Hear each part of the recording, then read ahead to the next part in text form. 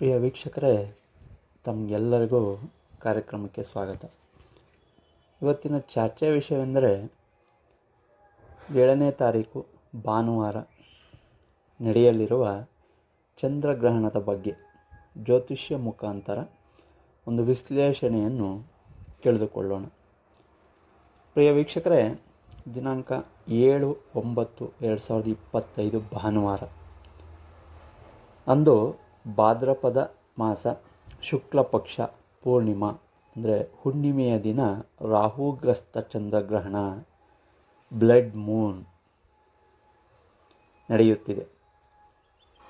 ಈ ರಾಹುಗ್ರಸ್ತ ಚಂದ್ರಗ್ರಹಣ ಇದರ ಸ್ಪರ್ಶಕಾಲ ರಾತ್ರಿ 9:56ರಿಂದ ಮಧ್ಯಕಾಲ ರಾತ್ರಿ 11:42 ಹಾಗೂ ಮೋಕ್ಷಕಾಲ ರಾತ್ರಿ 1:27 ಅಂದರೆ ಗ್ರಹಣದ ದೃಶ್ಯ ಪುಣ್ಯಕಾಲ 3:31 ಪ್ರಿಯ ವೀಕ್ಷಕರೇ, ಈ ಚಂದ್ರಗ್ರಹಣ ಭಾನುವಾರ ರಾತ್ರಿ ಚಂದ್ರನಿಗೆ ಪೂರ್ವಭಾದ್ರ ನಕ್ಷತ್ರ ಕುಂಭರಾಶಿಯಲ್ಲಿ ಖಗ್ರಾಸ ರಾಹುಗ್ರಹಣ ಸಂಭವಿಸಲಿದೆ.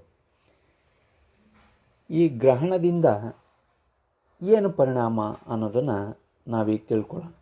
ಪ್ರಿಯ ವೀಕ್ಷಕರೇ, ಈ ಚಂದ್ರಗ್ರಹಣದ ಭಾಳ ಪ್ರಮುಖ ಪರಿಣಾಮ ಅಂದರೆ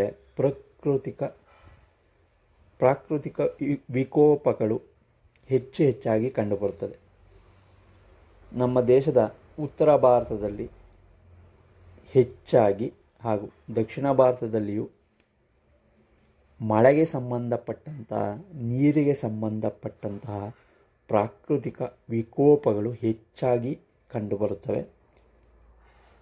ಹಾಗೂ ಗರ್ಭಿಣಿ ಸ್ತ್ರೀಯರಿಗೆ ಸ್ವಲ್ಪ ಎಚ್ಚರಿಕೆಯಿಂದ ಇರಬೇಕಾಗಿರುತ್ತದೆ. ಪ್ರಿಯ ವೀಕ್ಷಕರೇ, ಈ ಚಂದ್ರಗ್ರಹಣದಿಂದ ಯಾವ ರಾಶಿಗೆ ಶುಭ ಫಲಗಳು ಅಶುಭ ಫಲಗಳು ಎಂದನ್ನು ತಿಳ್ಕೊಳ್ಳೋಣ. ಮೊದಲಿಗೆ ಈ ಚಂದ್ರಗ್ರಹಣವು ಭಾನುವಾರ ಪೂರ್ವಭಾದ್ರ ನಕ್ಷತ್ರ ಕುಂಭರಾಶಿಯಲ್ಲಿ ಸಂಭವಿಸುವುದರಿಂದ